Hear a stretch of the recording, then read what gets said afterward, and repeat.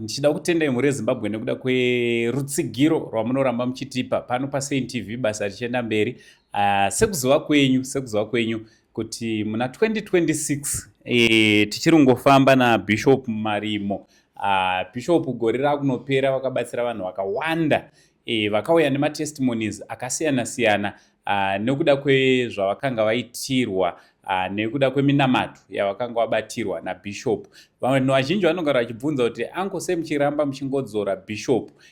Ndinosoona vamwe vachitaura kuti pano but tinogara nichitaura patinouya nevanhu vanenge Bishop maprophets kuti zvoni kana pane chinenge chashata munotibata zvinobva zvatiita kuti nesuwo tibve tamira kuramba tichitaura nezvavo. Asi kana mukaramba muchiuya nematestimony tinobva tataiwa kuitira kuti vamwe vabatsirike regai tirambe tichikurukura navo. Ndosaka maona kuti 2026 tarivhura zvakare tina Bishop Marimo. Bishop Marimo, makasimba here? Kazwai makadi zvenyu muri Zimbabwe? Aiwa, tinotenda chose. Makaripinda seiwo gore? Aiwa, takaripinda zvakanaka. Tadzirimo minamato ema10 days newana wesangano. Nyangwe vamwe vese vaitibata taivakurudzira kupinda muma10 days kuti gore rifambiwe zvakanaka. Saka ndo minamato yatiri busy kuitira vanhu. Nevamwe vashandirwi vangawana zvinhu zvakachivatambudzawo. Vazhinji vakaisa maprayer request avo vari kuna naRussia, kuna naAmerica, kuEngland nekuna naSouth Africa, kuna naBotswana vangu vachitibata vachiisa maprayer request avo. Toda kumbotaura nyaya dzema10 days idzodzi. Matoita basa kuti mabva matointroducer. Nyaya dzema10 days mutemo uri mubhaibheri here kana kuti zvinofamba sei? Because tongonzwa gore richitanga vanhu vanga vachimbonwa nekuita sei kumashure nekudla vachifara vachitoramba futi kuteerera. Kungonzi 1 January vanhu vatopinda pama10 days. Ma10 days ekuti kumutemo webhaibheri kana kuti chii? Makereke mazhinji vanongoiturira pakuti haungapinde mugore dzva usina kunge wakachengeta kururama. Unofanira kuchengeta kururama uye zvine marequest. Ndonguva yaunoisa maprayer request ako akakosha kuna Mwari. Kana pane zvimwe zvingave zvichiramba kana mamwe madzudzi aunga unawo, ndounenge uchikumbira kuna Mwari kuti Mwari izvi handichazvida izvi, ndoda kupinda mune zvakanaka. Kuti kunyange ranga riri basa, uri pabasa kuti maconditions aya ndichada Mwari nda zvakati. Kana uchida rimwe, kana uchida iri imba yekunetsa, kana uchida kutopinda muwanane macho, kana uchida kupasa chikoro. Saka vanhu ndopavanoti angatipinde ma10 days. Patinobata ma10 days paya unozoona zvinhu zvaakumanifesta mukufamba kwaunenge uchiita nenguva. Zvofamba zvakanaka. Sati kuti alright. Imangoti machechi mazhinji mubhaibheri hazvimwe. Aiwa, zvimo ndezvenyu nemumachechi nezvemusoro wenyu vanhu vemachechi. Vanhu vanenge vaida kuti vanhu vapindewo mugore rakanaka. Pindurai zvakanaka. Ndezvenyu nemusoro yenyu mabhishopu nemaprofets nemapapa. Isi vana vakakurira muchechi katangangokura tingoziva kuti murawo. Vekuziva kuti pakutanga kwegore ma10 days tiri kutopinda mupi imomo. Alright. Saka but tiri kuonaka kuti vamwe vatendi vanongozoita serious pama10 days iwawo. Pa 365 or 66 days only 10 days anoita serious nekunamata Mwari. Dzimwe 356 akutofadaya zvake. Aiwa, ndo zvinoitika izvozvo. Kana vanhu vakadudzirwa hope nguva yekunge Josefa ari mutorongo, vakagona kutenda Josefa munguva iyo ndipo vakamurangarira. Josefa nguva yakazosara mujeri, vanhu vanonzi vakamukanganwa. Saka kana wagara murawo wevanhu, kana vari vanhu vanogona kukanganwa chero Mwari, vanogona kutokanganwa kuti tinofanira kunamata zvipi, vambofarisawo zvavo. Saka ndaa kupinda mugore nekuti gore rakareba kanosangana nezvakawanda. Vazhinji vanobva varangarira Mwari. Hanzi vamwe vanoti unamata weusiku, kana uchinge kuchiedza munhu anoti ndakuzvionera. Kana wava usiku munhu unamata kutya nekuti anoziva kuti usiku ndichasangana nezvakawanda. Kutya kurohwa nezvitokwana. Ndozvakafara nekuti vanenge vasingazivi kuti pandaa kupinda mugore iri zvichida ndofamba sei. Munoti rega ndinamate nekuti mune zvizhinji imwe nguva handisi kuziva kuti zvichafamba sei. Ndo zvinongoita vanhu, asi murawo wekuti vanhu vanofanira kugara vari vanotenda Mwari. Alright. Tiri ipapo zvakare. Mungave naidea kuti ndianani vakanatsotanga chaizvo. Ichechipi yakatanga nyaya dzema10 days? And why only 10 days? Varegere kuti 15 kana 7 days po 7 days ndozatonatsoziva kuti ndo dzinoreva completion. Ayo ma10 days vanhu vanongovaita ana baba guti vaingovaitawo kane kuroma kwaingoitwa nekuunana zoija kunana FM tinongoona achiitwa nekweduwo tinongoitawo futi zvakare. Saka na murawo wekutonamatawo watakatangawo isusu semazimbabwenzi kuti 10 days ngatinamatewo tingazivewo dzimwewo nyika. Handinyanyi kurisecha hangu nekuti basa rangu rinoita kuti ndiwandirwe sanyaya dzavanyanya kupinda mabhuku sereka handinyanyi kupinda saka ziva zvekuti murawo wamwari tinowandirwa nekushandira vanhu. Asi zviri kubatsira here vanhu pamakore ese amaita ma10 days pane vanhu vakauya here vachiti pama10 days pane zvandakaitirwawo naMwari, pane zviri kuitika upenyu hwevanhu huri kuchinja here nekuda kwazvo? Koza zvibatsire baba kuti tirambe tichingodzokorodza chinhu chisina change muupenyu. Dai chisingabatsire dai vanhu tisingakoshese ma10 days. Kune breakthrough yakasimba times 1000 breakthrough mablessings. Saka muchiona maprofits ese kungava vana madzibaba mabishop mafounder machi wanoencourage vanhu ma10 days. Izvozvi vanhu vanenge vatori mumakomo vachinamata panguva iyoyi pama-first 7 days akanga tiri kurenje tichimbonamata tiri kugomo vamwe vaitoteera ikoko tichinamata. Saka ndakaona kuti ndana tiri ndega ndakatanga chinhu ichi, chinhu chacho chakawandirwa vanhu vairatidza kuti vari kutenda kuna Mwari. Asi pagrupu randaive naro nevanhu vaindibata aiva munhu wese ringe ingori testimony nekuti mweya unenge uripo uchinzwa Mwari uzhinji kuti panapa vanhu vakasadzwa neumwari nokuti vanhu vanenge vakazvinyima vachigara vari pedyo naMwari. Alright. Saka mugore rino iri mbama muri kurenje Mwari havana kutaura nemi here kuti nyika ino iyi zvichafamba sei? Ndavakataura saka makaona video yandakaita last week yandakazivisa vanhu kuti munyika zvichafamba sei mukati menyika. Chekutanga chatira kutaura ndechekuti nyika ino iyi vazhinji nekuti nyaya kuti munyika muno vanhu vari kunamata vanhu ndaona vazhinji vachitongokomborerwa. Ungave uchiita zvipi ramba uchiita izvozvo kana zvizvi zvakanaka chete Mwari achakuropafadza.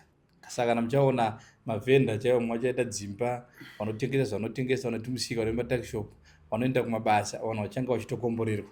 Asi hazvite kuti kurwiswa kupo nekusatani tigere naye munyika. Saka kana vanhu vacharamba vachirwiswawo kana zviri zvine chekuita nenyika ndakataura paya ndikati munyika munomu vanhu vachakomborerwa, vanhu vachachinja pfungwa yavo ende gore rinori takunopinda 2027 muchaona kuti total 100% opposition ichaita down. Vanhu vachaita pfungwa dzimwe chete dzekubatana napresident wavo kunyange vaya rumbovaparika vese vaya muchaona vakutongoti vision 2030 pamberi naMnangagwa. Ndozvandakaona kuti vanhu mugore rinori muchaona kuti 2027 opposition handizosai vanenge vakagarwawo nemadhimoni anongobudikirawo adakudai but hapana muchaona kuti vakuru vaitembwa vese vachange vaatokubheki kwedu vachiuya vachijoina kana nesuwo tikutosaya mukana kuti tingapinda nepapi zvedu asi munotonamatirawo kuti pese titori nemunamato ichikombore Africa patinoita imba yasongu yamusene pasati paparidzwa vanhu vanotoziva kuti tiri munyika yani tiri kumboenda kuchibva kupi. Saka kungoti hatizoburitsa zvedu pasocial media update yedu everyday prophecy asi prophecy tinenge tiinadzo dzekufamba kune kuchiita zvinhu. Saka kureva kuti zvichavharwa zvese zvemaopposition hazvina anozvivhara asi tiri kuti nekuti tikati zvichavharwa tinofunga kuti vamwe vanhu vachampunyikidzwa. Hazvina achazvivhara asi vese vanhu tiri kuti vachaneteswa naiye Mwari.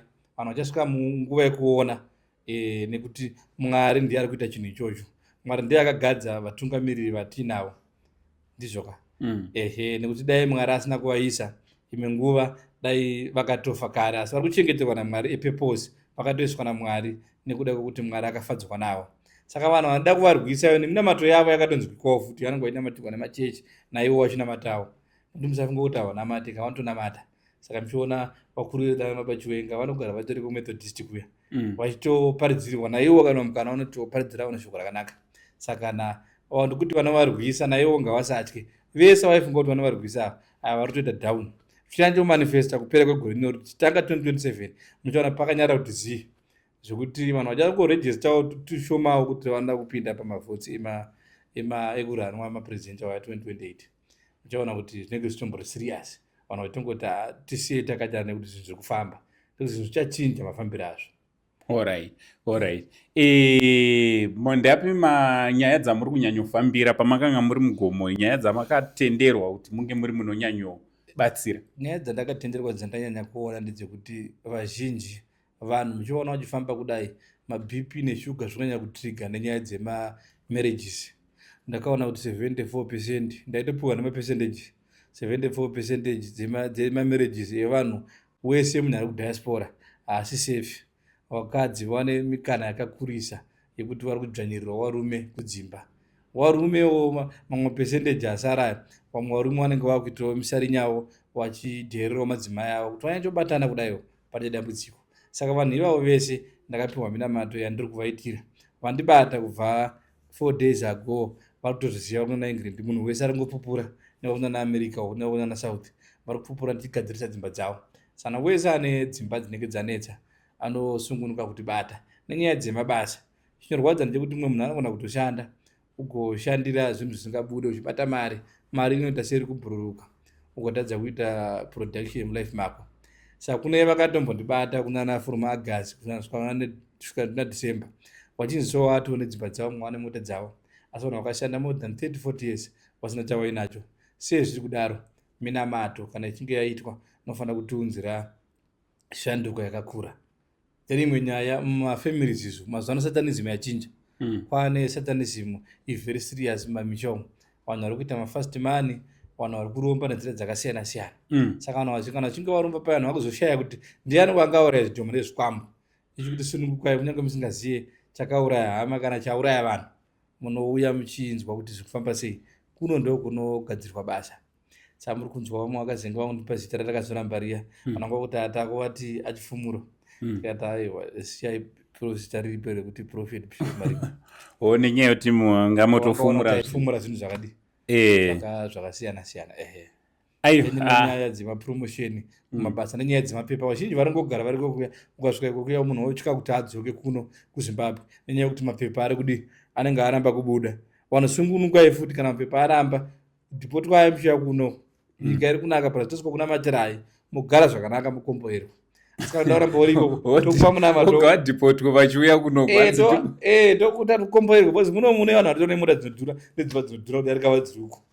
Saka naiwe unoramba ungoriko koko zvinhu zvakakuomera. Imwe nguva kana zvinhu zvakakuomera chisungura kuti bata tochikushanda uriko mapepa ako nebasa rako wowana uri kupi zofamba urikoko wopupura uchifara sevamwe zvinhu zvofamba. Aiwa, tinozvitenda. Ndofunga muri kungozvinzwira mhuri yeZimbabwe mashoko ari kubva kuna Bishop vari Prophet zvakare Marimo vanoshandira ivo vari kuBorodo, Heathcliff nekudomboshava ndo kwavanowandira ikoko. Nhamba dzavo ndofunga muri kungodziona pascreen pachivhiti-vhiti. So imimi zvamunongoita munongobatana navo ipapo monge muri munopedzerana.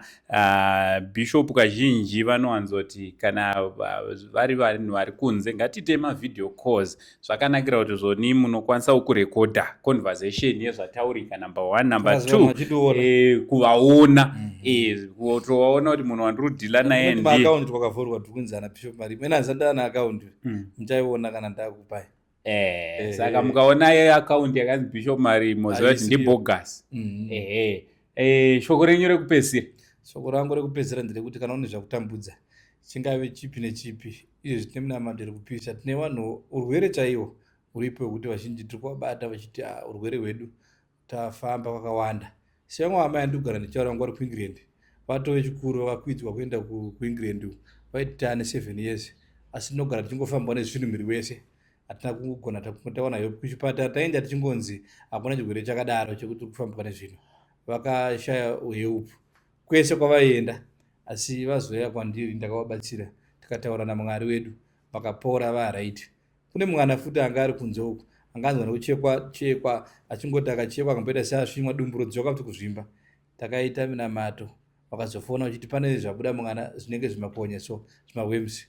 Saka tiri kutenda kuti vari kufara. Matestimony tinawo akanyanyisa newe mabasa vari kutenda kuti baba minamato yamukutiitira nguva yese ima muri kupi. Zvinongoitwa naMwari chete nekuti Jehovha kana achinge akagara pamunhu anoita kuti mabasa aritidzwe. Saka kuti sungunukai vanhu kuti bata tobatsirana kuzvifamba zvakanaka. Aiyo, tinotenda Bishop, regai tirege kupedza nguva. Ndofunga vanhu vane nzeve dzekunzwa anzwa zvamataura. Thank you very much nekuuyawo kuno kuzokurukura nesu. Zvakanaka. Muri yeZimbabwe ndofunga mangozvinzwira, ane nzeve dzekunzwa, ndofunga anzwa. Hanzi chiri musakasaka chazvinzwira. Zita rangu riri pachitupa ndinonzi Uncle Saint, apo patanga tichitaura nenyaya dzezvitendero tina Bishop Marimo. For now tichiti it's much love and God bless you all.